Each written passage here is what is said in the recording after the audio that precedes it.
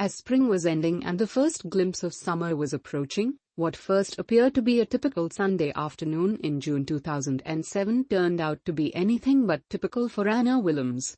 The French doors from the living room to the garden were open wide, and the thin white curtains danced lightly in the breeze as scents from the garden floated inside.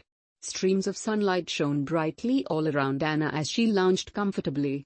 A chorus of birds chirped and trilled outside, and Anna could hear the distant melody of children's laughter and playful splashing coming from a neighbor's swimming pool.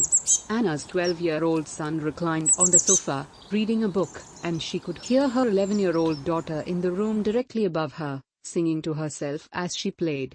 A psychotherapist, Anna worked as a manager and board member for a major psychiatric institution in Amsterdam whose profits totaled more than €10 million annually.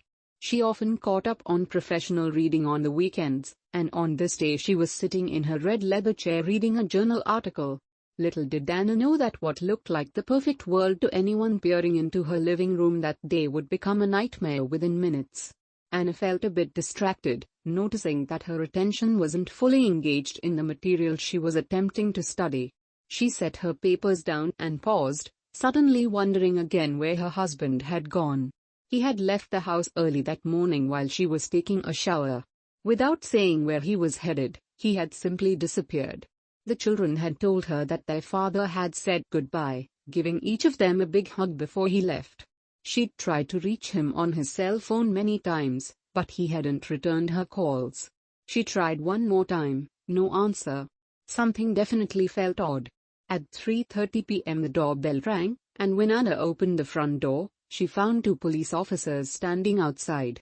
"Are you Mrs. Williams?" one of them asked. When she confirmed that she was indeed Mrs. Williams, the officers asked if they could come in and talk to her. Concerned and a bit confused, she complied.